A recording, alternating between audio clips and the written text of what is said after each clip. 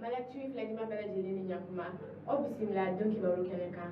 bi an bɛ juma dɔ la marisi kalo tile 15 san 2022 lase minnu b'an bolo ka d'aw ma bi a yira k'a fɔ Abdoulaye Diop n'ale ye Mali ministre des affaires étrangères ye ale ni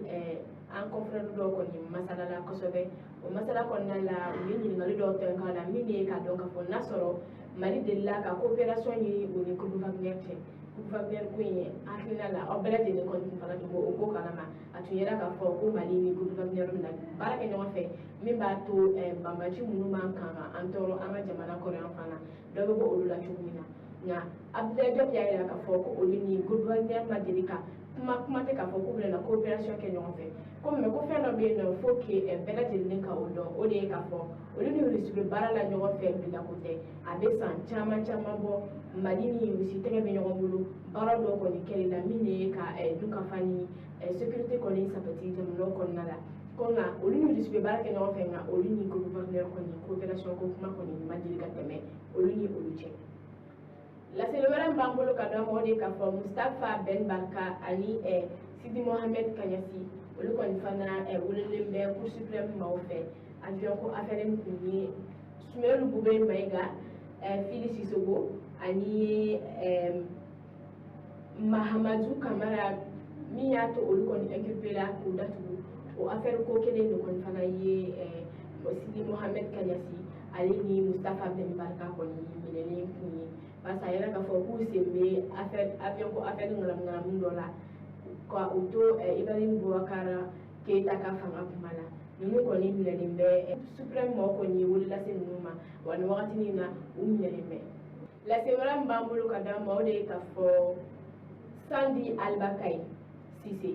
ale kɔni ye agent immobilier ba dɔ ye barisa a yɛrɛ k'a fɔ ko agence b'a bolo u bɛ min wele k'a fɔ ko Alliance Immo Mali ale ye o tigi ye o promoteur don a yɛrɛ k'a fɔ ko cɛ kɔni ye ŋanamu caman ta k'a ka client sɛgɛrɛ kosɛbɛ a b'a yir'u la k'a fɔ k'ale bɛ se k'u dɛmɛ u ka kow ɲɛla mais an b'a ye k'a fɔ kɔfɛ tuguni ko a b'u ŋanamu n'a ye min ŋanamu a bɛ tunu ni o ka wari ye a yɛrɛ k'a fɔ client de kɔni farala ɲɔgɔn kan sisan nɔ o ye convocation dɔ kɔni ta k'a tɛ ko ale kɔni kunkɔrɔ ko maa o maa mana kɛ Albakaï Cissé kɔni yelen i mana ye yɔrɔ o yɔrɔ i ka wele lase olu ma u ye téléphone numéro dɔ yɛrɛ bila min b'a to maa min mana cɛ kɔni a bɛ weleli kɛ ka cɛ in yɔrɔ f'u ye min o b'a to fanga tigilamɔgɔ kɔni fana bɛ se ka taa a minɛ cogo min na numéro o ye 95 42 25 09 maa mana Sandi Albakaï Touré kɔni yɔrɔ o yɔrɔ n'i ye weleli kɛ nin numéro in na o b'a to o bɛ se ka a minɛ cogo min na barisa k'a ye maa caman tɔɲɔ lase laban min b'an bolo ka d'aw ma bi o de ye k'a fɔ Lafiyabugu sigi la n'o ye commune 4 ye Lafiyabugu sigi la n'o ye commune 4 ye a yɛrɛ k'a fɔ ko muso dɔ kɔni su